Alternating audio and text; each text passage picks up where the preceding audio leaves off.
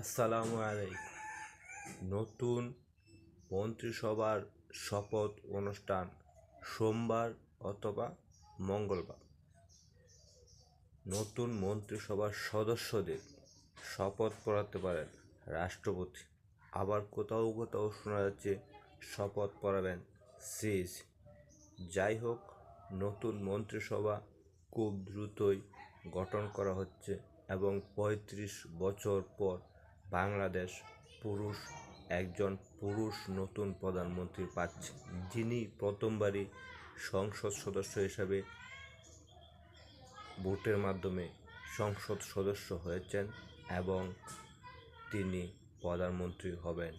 তিনি হলেন জনাব তারেক রহমান। ইতিমধ্যে সিদ্ধান্ত ফাইনাল হয়ে গিয়েছে এবং নতুন মন্ত্রিসভার কাঠামো নিয়ে আলোচনা চলছে।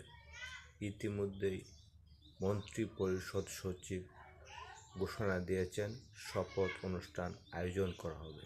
এতে থাকবেন দেশি বিদেশি অনেক নেতা, বিশেষ করে মোদি থাকবেন এই অনুষ্ঠানে।